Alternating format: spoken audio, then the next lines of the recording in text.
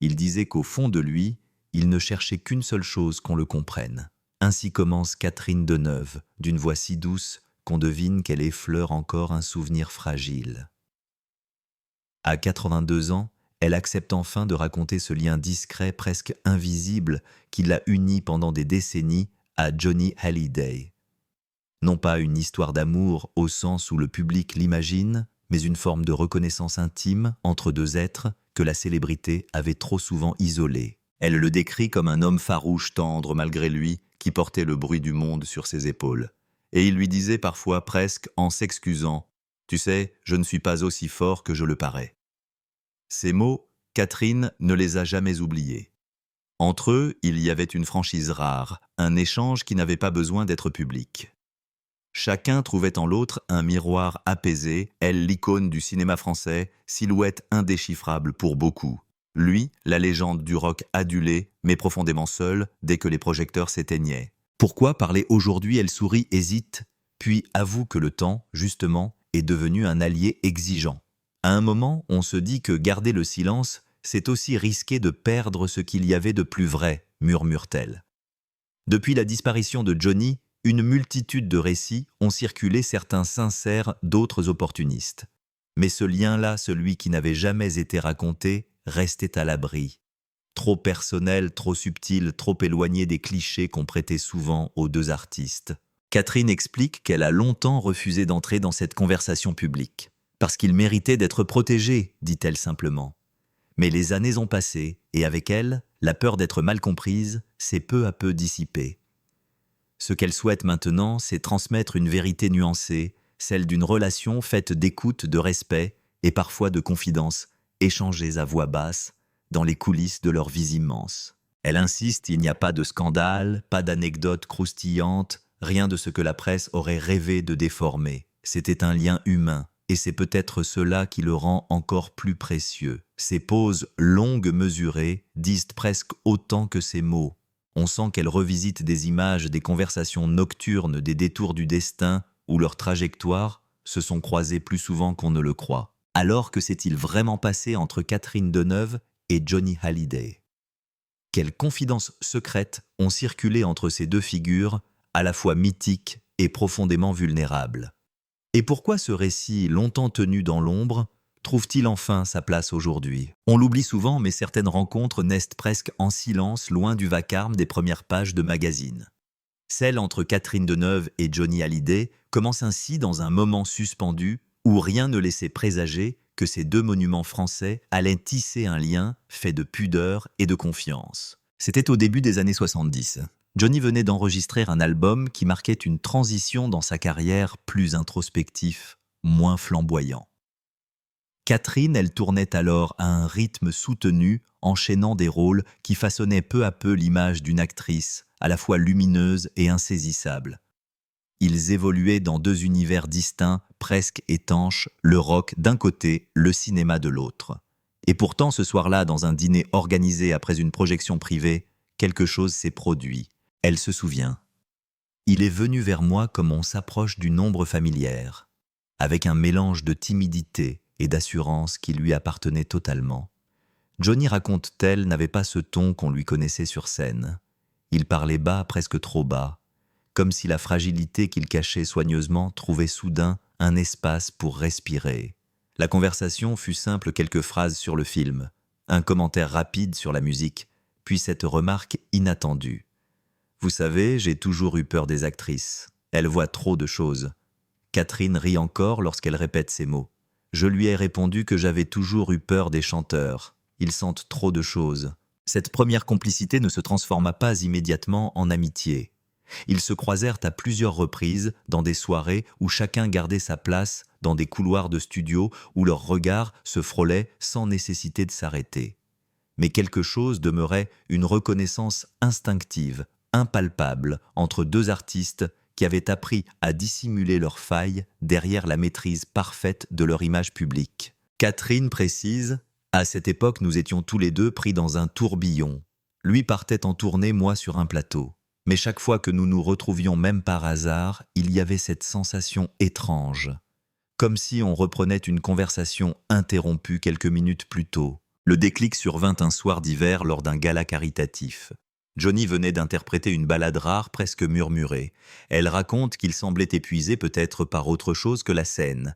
Elle l'a trouvé dans une loge seule, la guitare posée à ses pieds. Il m'a regardé comme si j'étais un témoin inattendu.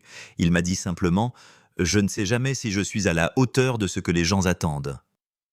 Cette phrase, elle l'a reçue comme une confidence involontaire, celle d'un homme que l'on croyait indestructible, et qui soudain montrait une brèche. À partir de ce moment, leur relation prit une tonalité différente. Ils ne se fréquentaient pas régulièrement, mais lorsqu'ils se voyaient, la conversation glissait toujours vers l'essentiel. Pas de mondanité, pas de faux semblants. Johnny parlait de la pression de ses doutes, de ce qu'il appelait les nuits trop longues.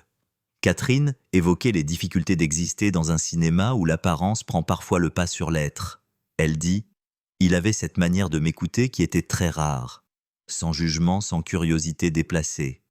Et lui confiait parfois « Tu es l'une des seules personnes avec qui je peux parler doucement ». Ce lien discret était fondé sur une intuition réciproque, celle de reconnaître la solitude tapie derrière le succès. Ils ne cherchaient pas à se sauver l'un l'autre ni à s'expliquer. Ils se comprenaient, ce qui est parfois plus immense. Il n'y eut jamais de promesses ni d'attentes, seulement des instants suffisamment sincères pour qu'ils laissent une trace. À travers les décennies dans un Paris qui changeait, dans des carrières qui prenaient des directions imprévisibles, cette compréhension silencieuse resta là comme un fil léger que personne ne voyait, mais que tous deux savaient intact. Cette rencontre à la fois anodine et décisive allait devenir le socle d'une relation que le public n'a jamais réellement perçue. Une relation que Catherine décrit aujourd'hui comme un miroir sans bruit.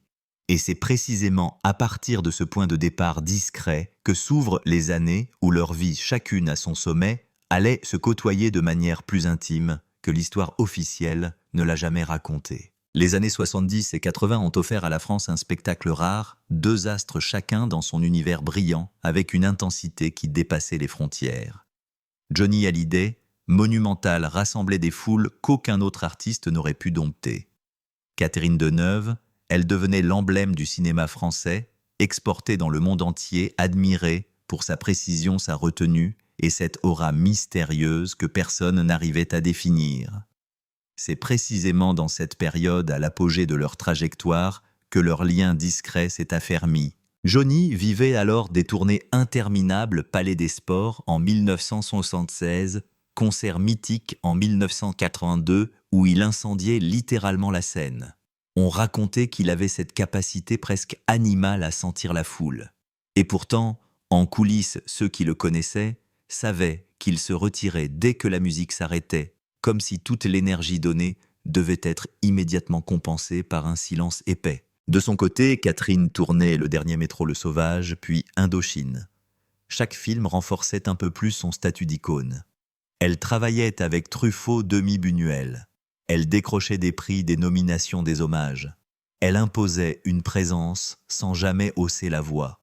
On disait qu'elle avait une façon de laisser de l'espace autour d'elle, une élégance qui n'était pas calculée mais profondément ancrée. C'est dans cet éclat simultané que leurs échanges sont devenus plus réguliers. Ils n'appartenaient pas au même monde, et c'est peut-être pour cela que la conversation entre eux demeurait si fluide, presque nécessaire. Catherine raconte, à cette époque, chacun de nous était pris dans un mouvement permanent. Lui dans le bruit, moi dans la maîtrise. Quand on se retrouvait, c'était comme une halte. Parfois, Johnny l'appelait après un concert. Non pas pour raconter la ferveur, mais pour évoquer ce qu'il appelait le trou après la lumière. Elle, qui comprenait mieux que quiconque la mécanique de la solitude malgré le succès, savait écouter. Elle ne donnait pas de conseils, elle accueillait les mots. C'est ce qui, selon elle, rendait ces moments si précieux. Il lui confiait par exemple « Quand je suis sur scène, j'ai l'impression d'être immense. » Et 10 minutes plus tard, plus rien. Elle répondait doucement, presque en écho. Au cinéma, la gloire arrive toujours en décalé. On tourne dans l'ombre, et soudain, tout le monde croit nous connaître. Entre eux, il n'y avait ni jalousie ni fascination excessive. Seulement cette capacité rare à comprendre la fatigue qui accompagne les sommets. Leur proximité étonnait parfois leur entourage. Pas parce qu'elle semblait révéler, mais parce qu'elle ne cherchait jamais à expliquer. Ni l'un ni l'autre ne ressentait le besoin de formaliser ce lien. Ils se voyaient peu mais toujours avec une sincérité qui contrastait fortement avec la frénésie de la vie publique. Catherine se souvient d'un déjeuner en 1984. Johnny venait de sortir Mon petit loup, une chanson dédiée à son fils David. Il en parlait avec une émotion contenue. Elle, qui connaissait la violence du regard public sur les vies privées, lui dit simplement « Ce qui est intime reste intime même quand on le chante ». Il la regarda longuement puis répondit « Oui, mais toi tu réussis à protéger ce qui t'appartient. Moi je me perds parfois en route. » Ces phrases si simples témoignaient d'une transparence que Johnny n'offrait qu'à très peu de personnes. Leurs années de gloire respectives ne les ont jamais éloignés. Au contraire, elles tissaient une forme de solidarité silencieuse. Ils savaient tous deux ce que signifiait vivre sous les regards, être scrutés, commentés, parfois même déformés. Et dans cette agitation, ils trouvaient dans leurs échanges quelque chose d'immobile, presque rassurant. Mais cette période n'était pas exempte de turbulences. Johnny affrontait ses démons avec intensité. Les excès, les chutes, les retours flamboyants, tout cela faisait partie de son chemin. Catherine observait cela de loin sans intervenir, sans juger. Elle comprenait que chez lui, le chaos faisait partie de la construction. Et il regrettait parfois que le monde s'attache davantage aux secousses qu'à la sensibilité profonde qu'il cachait. Elle, quant à elle, portait une discipline inflexible. Même dans la tempête médiatique, elle gardait l'équilibre. Johnny admirait cette verticalité. Un jour, il lui lança dans un éclat de rire « Toi, tu tiens debout même quand tout s'écroule. Moi, je danse au milieu des ruines. » Elle répondit « Chacun sa manière d'exister, Johnny. L'important, c'est de continuer. » Les années passaient, les succès s'enchaînaient, et pourtant, rien ne venait altérer ce fil invisible. Il n'y avait pas de promesses, pas d'engagement, seulement la certitude que dans la démesure de leur vie, ils avaient trouvé un espace où ils pouvaient être simplement eux-mêmes. Ce sont ces années lumineuses, et parfois trop lourdes, qui allaient préparer, sans qu'ils ne le sachent, les premières fissures, celles qui apparaissent toujours quand la vie publique devient trop exigeante, ou quand le silence finit par peser davantage que la parole partagée. Les histoires les plus discrètes ne s'effondrent jamais d'un seul coup. Elles se fissurent d'abord en silence dans des interstices que personne ne remarque. Entre Catherine Deneuve et Johnny Hallyday, ces premières lézardes apparurent au moment où la célébrité déjà omniprésente devint presque suffocante. Au début des années 90, Johnny vivait une période instable. Les tournées se succédaient parfois avec une intensité déraisonnable. Il sortait d'épreuves personnelles difficiles, oscillant entre éclats de génie et moments de fragilité profonde. Catherine, elle entamait une nouvelle phase de sa carrière plus sélective, plus exigeante, cherchant des rôles qui ne sacralisaient plus seulement sa présence, mais qui interrogeaient la femme derrière l'icône. Mais alors, leurs agendas autrefois ponctués de rencontres inattendues devinrent soudain asynchrones. Lui partait lorsqu'elle revenait, elle tournait quand il tentait d'apaiser ses excès. Pourtant, il restait entre eux cette fidélité silencieuse jusqu'au jour où les premières incompréhensions surgirent. Ce fut d'abord une phrase rapportée dans un magazine où Johnny la qualifiait de femme impossible à cerner. Catherine ne s'en offusqua pas, mais elle sentit une distance nouvelle comme si son image publique solidifiée par des décennies de cinéma devenait pour lui un mur infranchissable. « Il me voyait parfois comme une forteresse, dit-elle. Je ne l'étais pas. » Ce soir-là, lors d'un dîner après une cérémonie, elle sentit qu'il n'était pas véritablement présent. Son regard glissait ailleurs lourd de pensées non dites. Elle tenta de ramener la conversation à quelque chose de vrai, de simple. Johnny répondit avec un sourire trop rapide « Tu sais, parfois j'ai l'impression que nous ne vivons plus dans le même monde. » Elle garda le silence, car il avait raison, leurs réalités autrefois parallèles commençaient à diverger. La presse de son côté ajoutait de la confusion. On leur prêtait une proximité qu'ils n'avaient jamais cherché à exhiber, et cette exagération médiatique, loin de les rapprocher, les enferma chacun dans son propre rôle. Catherine craignait qu'il ne souffre de cette mise en scène. Johnny craignait, lui, que son agitation permanente ne trouble l'équilibre qu'elle incarnait. Pourtant, malgré la distance, ils continuaient à se parler. Mais les échanges n'avaient plus la fluidité d'autrefois. Certains silences devenaient trop longs. Lorsque Johnny doutait, il ne se tournait plus systématiquement vers elle. Lorsqu'elle traversait des moments difficiles, elle hésitait à le solliciter, redoutant d'ajouter un poids supplémentaire à ses tourments. Un épisode marqua particulièrement Catherine. C'était en 1991. Johnny venait de vivre une période sombre entre problèmes de santé et fatigue nerveuse. Elle l'appela pour prendre de ses nouvelles. Il répondit, mais d'une voix qu'elle ne reconnut pas tout de suite, sèche, contenue. « Je ne veux pas t'inquiéter, dit-il simplement. C'était nouveau. Lui qui autrefois se confiait sans détour, murait désormais certaines zones de sa vie. Comme s'il avait décidé de la protéger ou de s'en protéger. Catherine comprit alors que leur relation entrait dans une autre phase. Non pas une rupture, mais une transition. Je l'ai vu se battre contre lui-même, raconte-t-elle, et je ne pouvais rien faire. Cette impuissance, plus que tout, dessina les fissures les plus profondes. Puis vint la période où Johnny se lança dans des projets gigantesques, concerts colossaux, retours spectaculaires, défis presque démesurés. Elle admirait cette énergie, mais elle y lisait aussi une forme de fuite. Il lui dit un soir, après un spectacle monumental, « Je ne sais pas qui je suis quand je descends de la scène. » Elle répondit doucement, « Personne ne le sait complètement, pas même moi. » Mais cette fois, il ne sourit pas. Les années glissèrent ainsi par vagues successives, mêlant proximité et éloignement. Ils ne se perdaient jamais vraiment, mais ils ne se retrouvaient plus comme avant.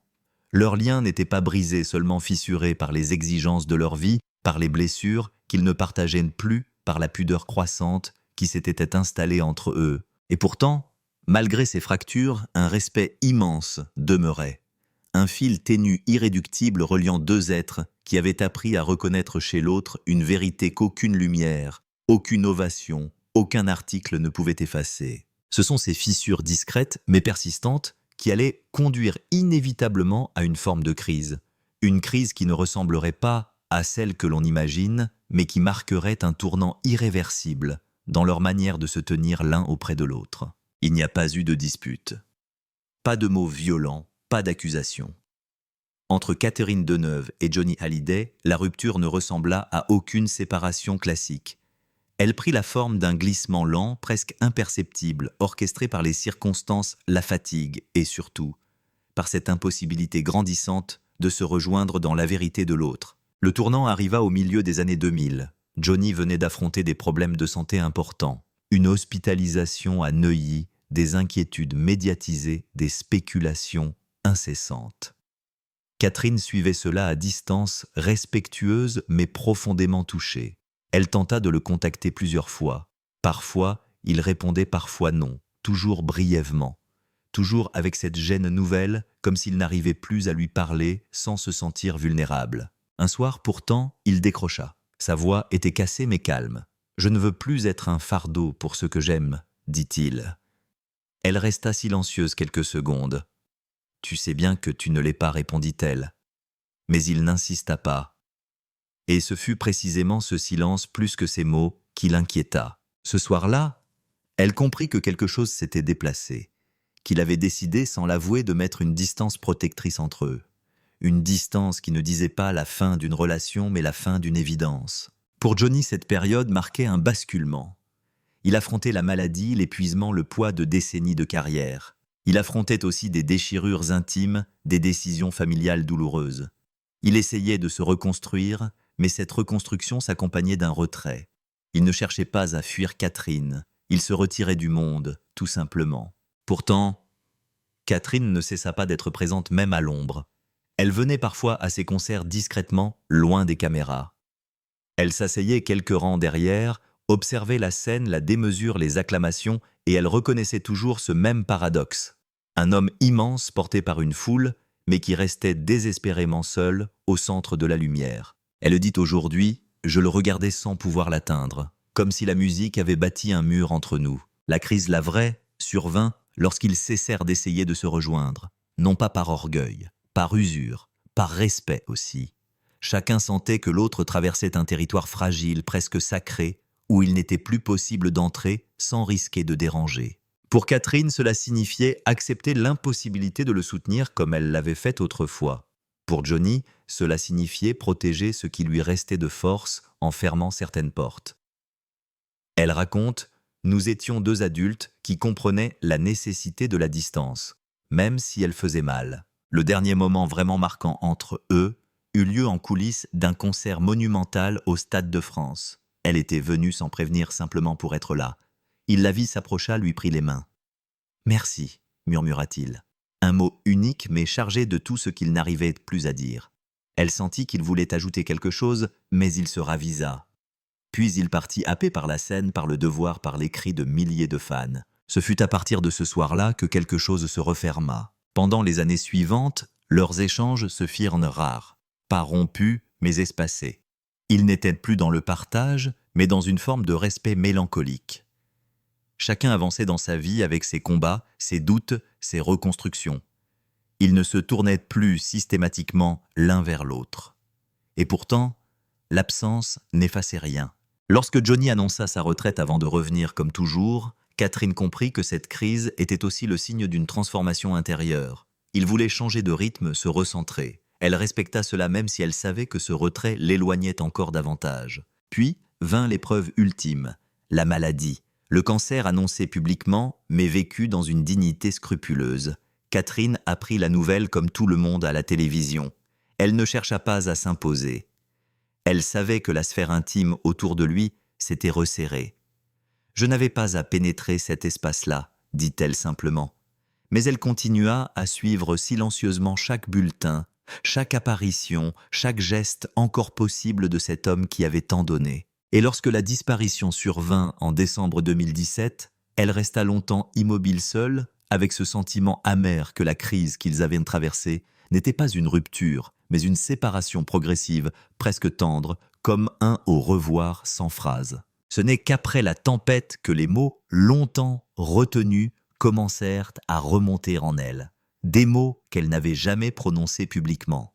Des mots qu'elle avait protégés pendant des décennies, avant d'accepter à 82 ans de briser enfin le silence. Après la disparition de Johnny Hallyday, quelque chose s'est figé dans l'air.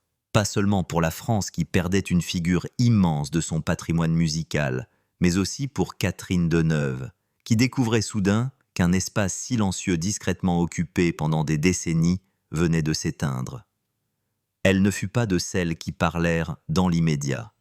Elle ne chercha pas à témoigner publiquement. Elle resta en retrait fidèle à cette pudeur qui avait toujours gouverné leurs relations.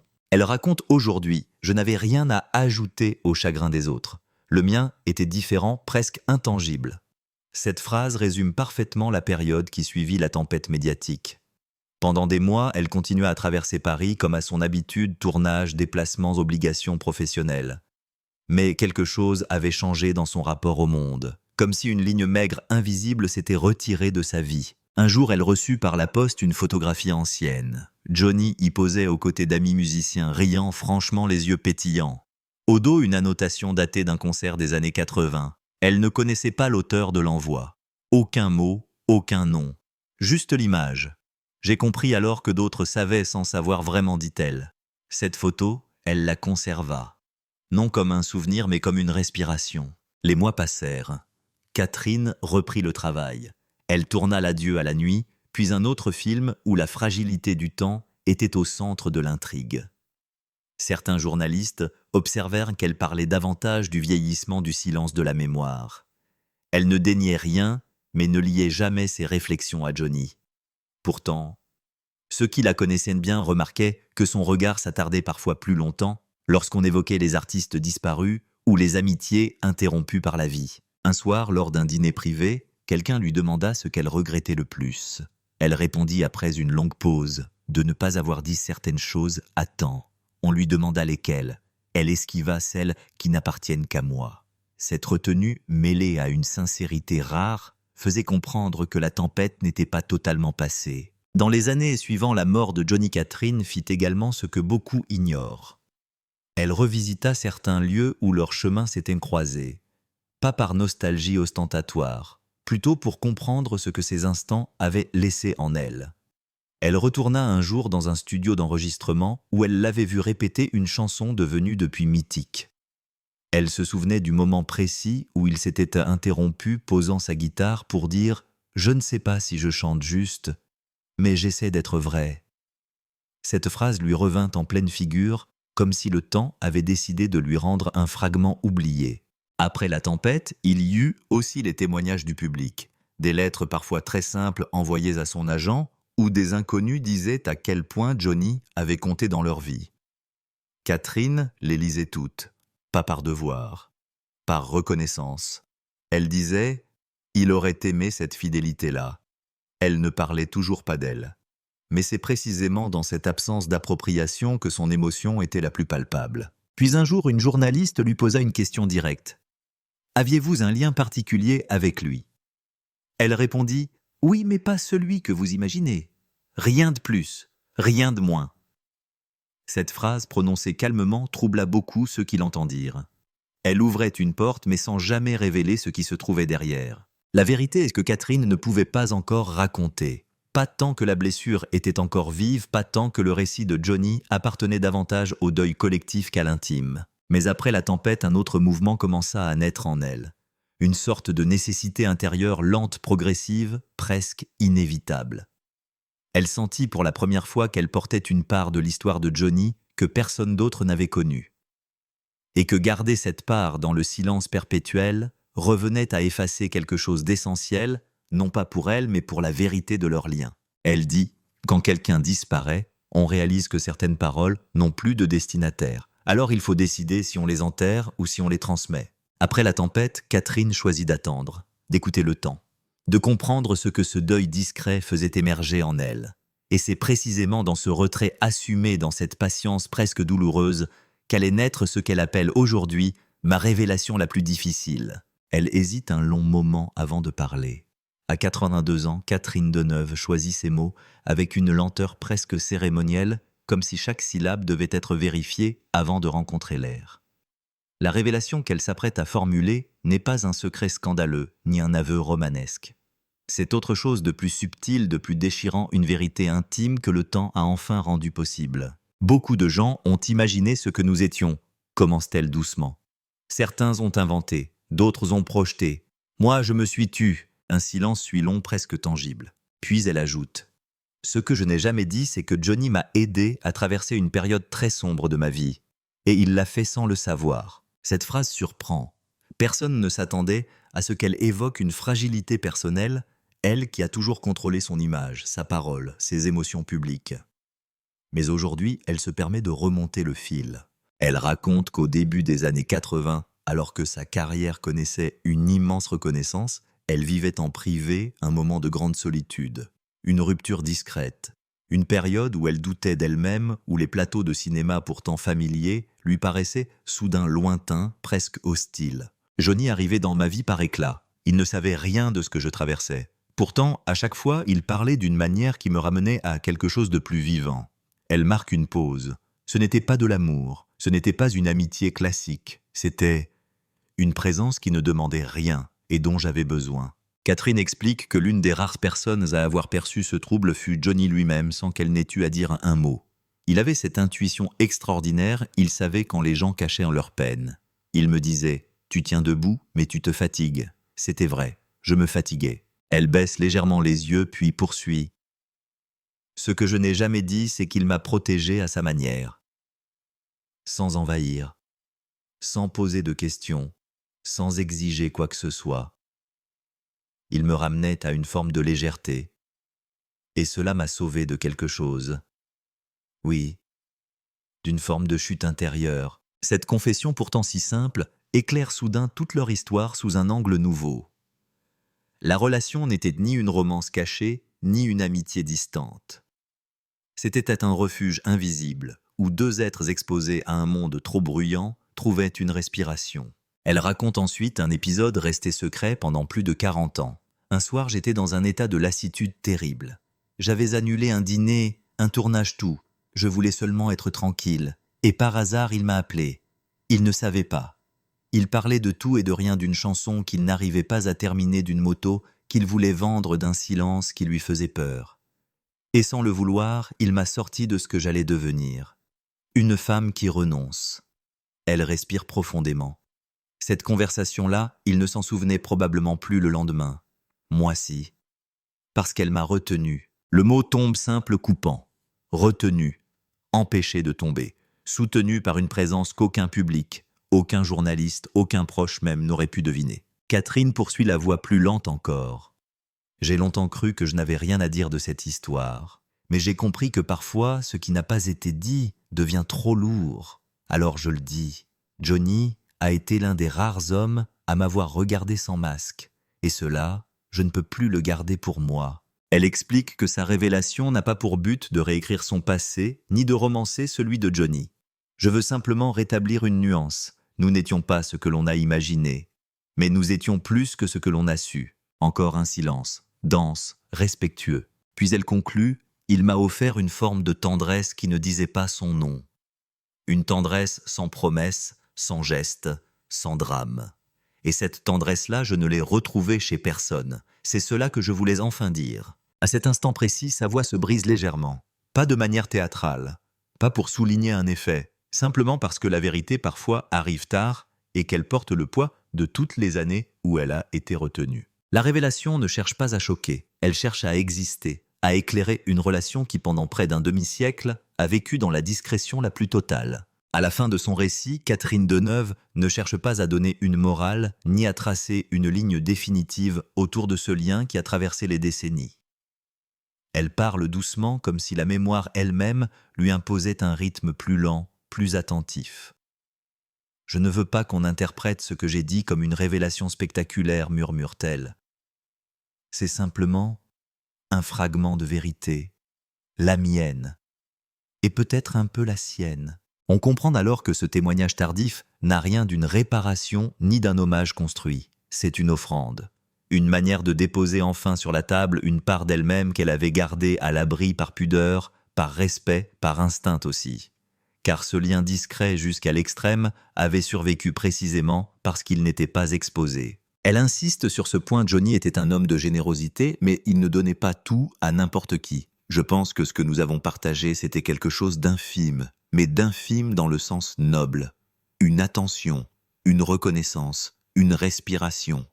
Elle ne dit rien de plus, parce que le reste ne lui appartient plus, parce que l'essentiel a enfin été confié. Aujourd'hui, elle observe la place qu'il occupe encore dans la mémoire collective. Les concerts retransmis les hommages, les livres, les documentaires. Elle les regarde parfois à distance. Et quand apparaît son visage, elle ressent non pas une douleur, mais une forme de gratitude calme. Il a laissé derrière lui une énergie que personne ne pourra imiter, dit-elle. Une force qui continue de traverser les gens. Elle sait aussi que leur histoire, ou plutôt ce fragment de vie partagée, n'a jamais eu vocation à être racontée en pleine lumière. C'est précisément pour cela qu'elle accepte de la dire aujourd'hui. Parce que le temps a poli les ombres. Parce que la pudeur a cessé d'être une protection nécessaire. Parce que la tendresse, quand elle survit aux années, mérite parfois un espace où se déposer. Dans sa voix, il n'y a ni regret, ni exaltation. Seulement une forme d'achèvement tranquille. Je ne lui ai jamais dit ce que je raconte aujourd'hui. Ce n'était pas le moment, ni la manière. Mais je pense qu'il l'aurait compris. Il comprenait beaucoup de choses. Plus qu'on ne le croyait. L'entretien touche à sa fin. Catherine pose ses mains, l'une sur l'autre, retrouve ce silence qui lui ressemble tant. On sent que pour elle, ce récit n'est ni un adieu ni un retour en arrière.